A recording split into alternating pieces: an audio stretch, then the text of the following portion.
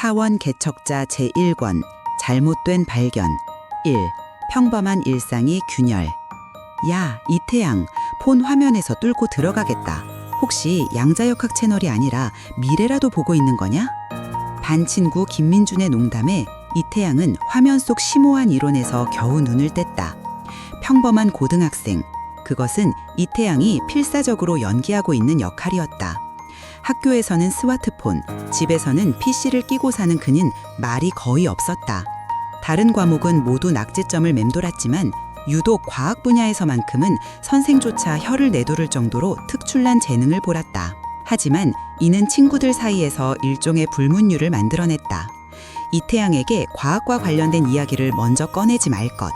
한번 말문이 트이면 몇 시간이고 이어지는 이론과 자신만의 추론을 버무린 일장연설을 곤욕스럽게 들어야 했기 때문이다. 지금의 관계가 유지되는 것은 사실 이들이 한 동네에서 나고 자란 소위 불알 친구들이었기에 가능한 일이었다. 사실 이태양은 타고난 외모 덕분에 여학생들 사이에서 보이지 않는 인기가 많았지만 그 음침하고 과묵한 성격이 모든 호감을 상쇄시키는 높은 장벽이 되고 있었다. 결국 그의 뛰어난 피지컬과 훈훈한 외모는 내면의 알 수 없는 무기력함과 반복되는 일상 속에 완벽하게 봉인되어 있었다. 늘 반쯤 감긴 눈과 무심한 표정, 대충 걸친 옷차림은 그를 배경처럼 희미하게 만들었다. 교실에는 뻔한 클리셰처럼 광견, 박대용이라 불리는 무리가 있었다. 이름과는 달리 골목길 고양이만 봐도 놀랄 위인들이었지만 대부분의 아이들은 그들을 피해 다니며 평화를 유지했다. 이태양은 그 어디에도 속하지 않았다. 타인에게 에어팟 한쪽을 빌려주는 행위는 그에게 불필요한 에너지 낭비였고 남의 연애사에 좋아요를 누르는 건 시간 낭비였다. 그의 진짜 세상은 스마트폰 안에 있었다. 그의 너튜브 구독 목록은 뇌 구조만큼이나 종잡을 수 없었다.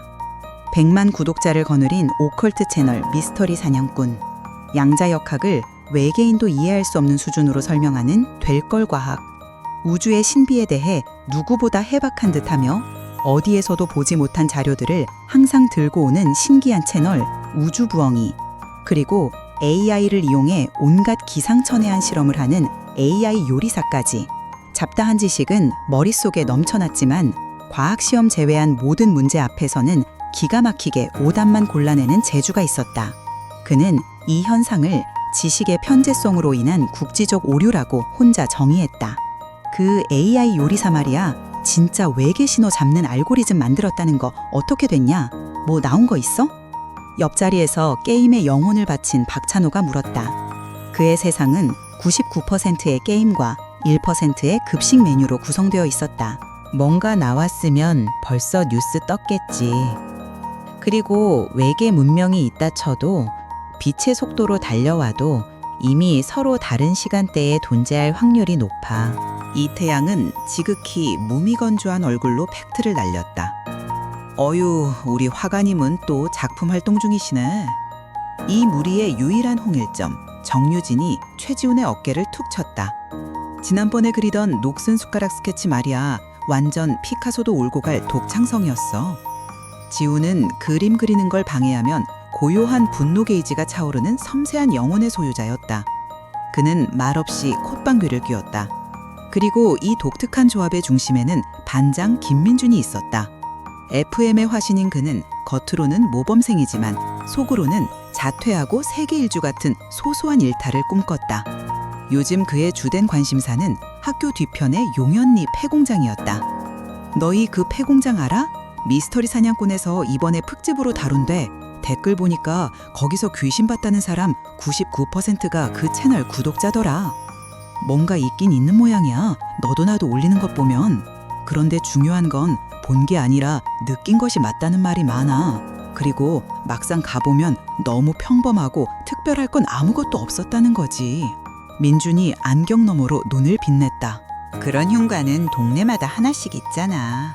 찬호가 시큰둥하게 말했다. 근데 좀 이상하긴 해. 주변 땅은 다 개발됐는데 거기만 무슨 보호구역처럼 남아있잖아. 여긴 내 땅이니 건들지 마시오 하고 누가 결계라도 친 것처럼. 유진이 드라마 톤으로 과장되게 말했다. 이태양 역시 폐공장 소문을 이미 접해 알고 있었다. 그는 반장이 언급하기 훨씬 전부터 미스터리 사냥꾼 채널을 통해 알게 되었고 상당 기간 그 공장에 대한 소문과 지역 뉴스들을 검색해왔다. 하지만 건져낸 정보는 전무했다. 직접 확인하고 싶은 마음에 혼자라도 가볼까 생각하며 몇 번이고 근처를 배회하기도 했다. 그러나 수많은 사람들이 뭔가 있을 것처럼 드나들었음에도 결국 아무것도 없더라는 후기만 증명해준 셈이라 흥미를 접어가던 참이었다. 그의 꺼져가던 호기심에 다시 불을 지핀 것은 우주부엉이 채널에 최근 업로드되었다가 순식간에 삭제된 한 편의 낡은 영상이었다. 영상은 수십 년 전의 풍경을 담고 있었지만 화면 속 배경은 지금의 용현리 폐공장 주변과 기묘할 정도로 흡사했다. 영상에는 한 과학자가 등장했다. 그는 그 지역에서 정체불명의 강력한 에너지 파장이 관측되었다는 말을 하며 직접 현장을 방문해 촬영하고 있었다. 화면에는 이상 수치가 빼곡히 기록된 길고 두루마리 같은 종이 뭉치와 그가 가져온 기묘한 형태의 기록 장치가 스치듯 보였다. 영상에는 아무런 설명도 없었다. 그러다 갑자기 화면 밖에 누군가를 향해 다급하게 외치는 과학자의 목소리만이 필사적으로 울려 퍼졌다. 도망쳐! 최대한 멀리! 그 한마디를 끝으로 영상은 끊겼다. 이태양은 이 낡은 기록이 낡은 공장과 관련이 있을지도 모른다고, 아니 관련이 있어야만 한다고 강하게 생각했다. 그가 탐독하던 미세중력장 이론이나 차원 이동의 가능성이 바로 저곳에서 벌어졌던 미스터리와 묘하게 얽히는 느낌을 받았다. 아무도 아무것도 못 봤다면 그게 더 수상한 거 아니야? 마치 게임 속 히든 스테이지처럼. 아니면 그곳의 지방령이 극도의 내형형이라든지. 이태양의 진지한 분석에 친구들의 표정이 미묘해졌다. 특정 주파수나 에너지 파동에만 반응하는 현상일 수도 있지. 난 그 가능성이 더 합리적이라고 봐. 야, 너 그러다 진짜 미스터리 사냥꾼에 귀신 들린 고등학생으로 제보당한다. 찬호가 질색했다. 물론 조회수는 대박나겠지만. 결국 혹시 진짜 외계인 아지트면 어떡할래? 이태양의 설득은 거의 말도 안 되는 우기기에 가까웠다. 하지만 너희가 안 가면 혼자라도 가보겠다고 말하는 그의 눈에는 단순한 호기심을 넘어선 일종의 광기마저 서려 있었다. 친구들은 저러다 진짜 그가 혼자 폐공장에 들어가 봉변이라도 당할까봐 걱정되기 시작했다. 그때 박찬호가 결정타를 날렸다. 야, 믿져야 본전이잖아.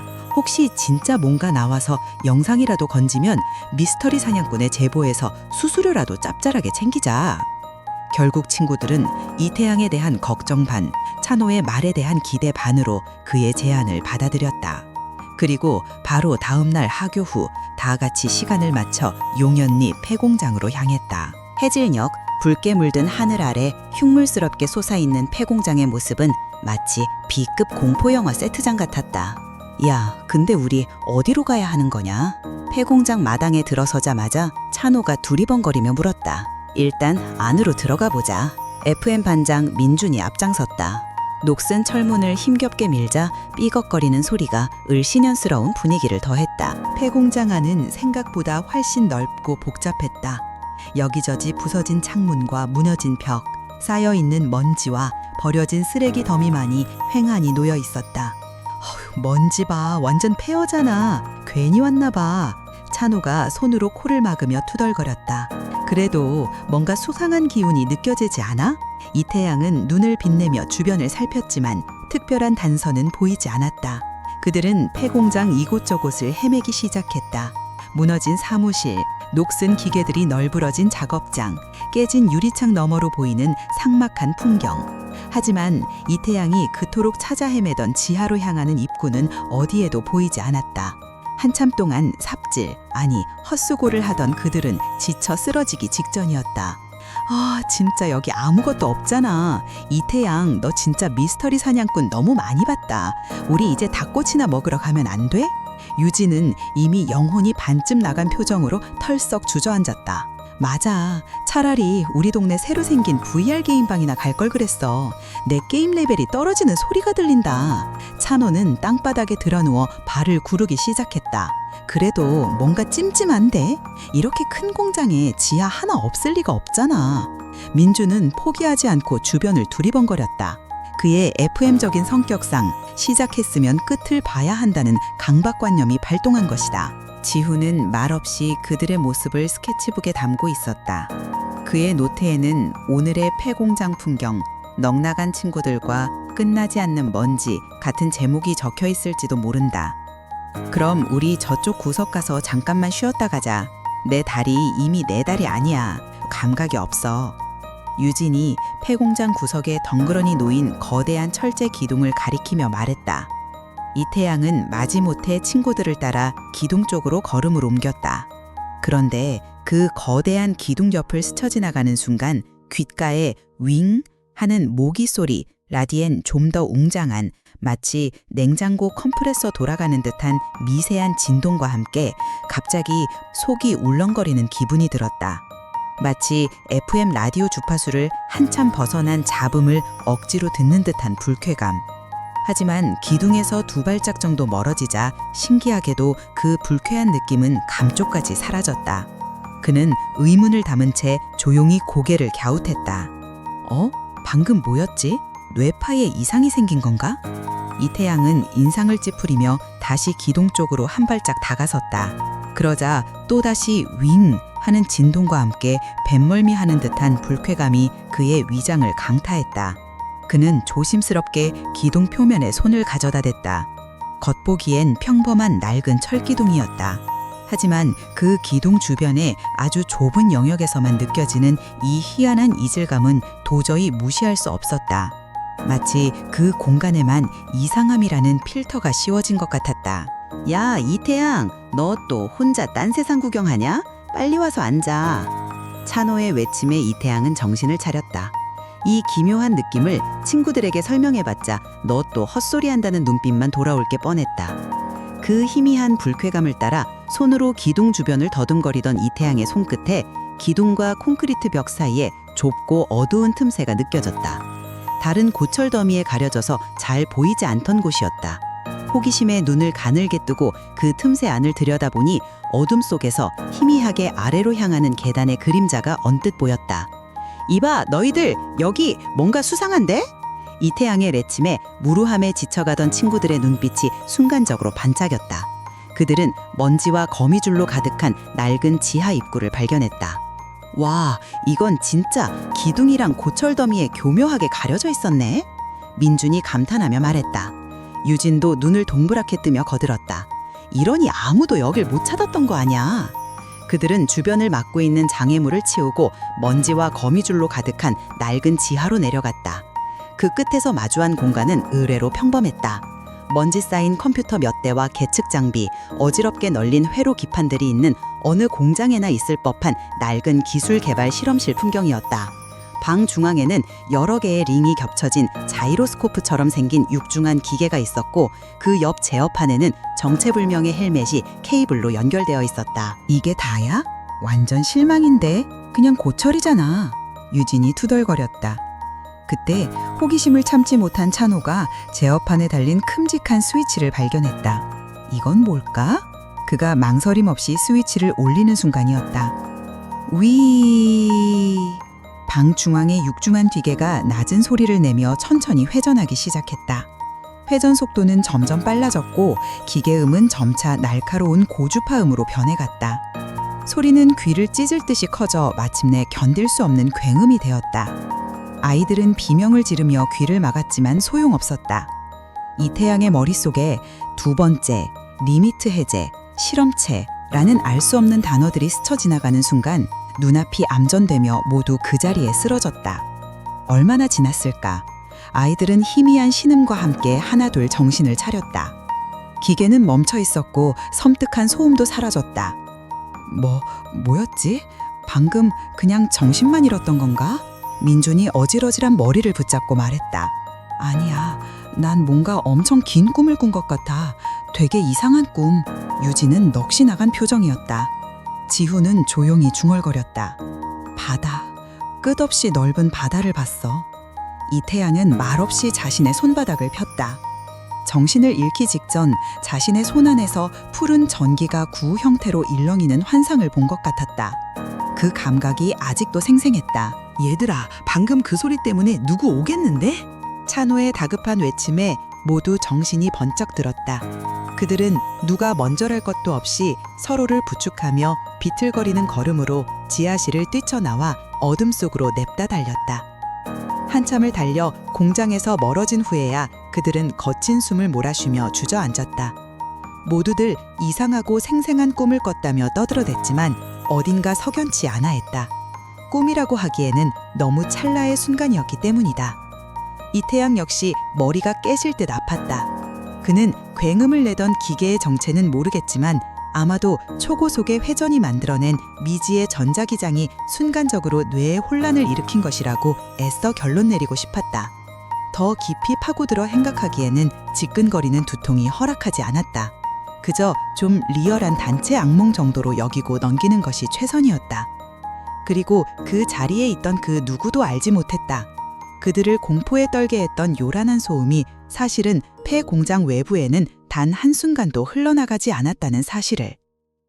이태양은 집으로 돌아가는 길에 두통의 핑곗거리를 생각했다. 어머니께는 폐 공장의 일은 당연히 비밀이었다. 엄마, 폐 공장 갔다가 기절했는데 꿈에서 외계인이랑 텔레파시했어요. 라고 말하는 건 등짝 스매싱 풀코스 예약이나 다름없었다.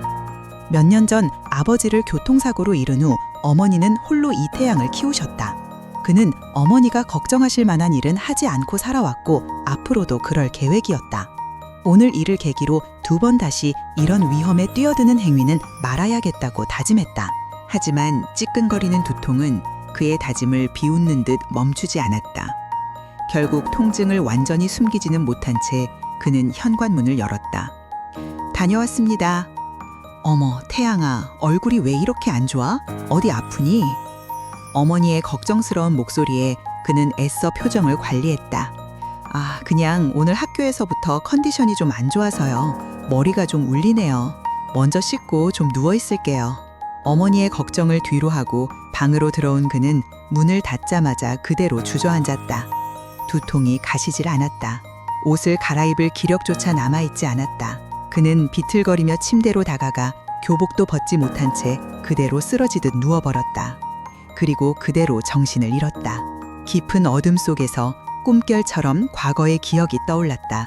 그것은 아버지가 생전에 소파에 누워 텔레비전을 보며 종종 농담처럼 건네시던 말이었다. 태양아, 살다 보면 엉뚱한 골목으로 들어설 때도 있단다.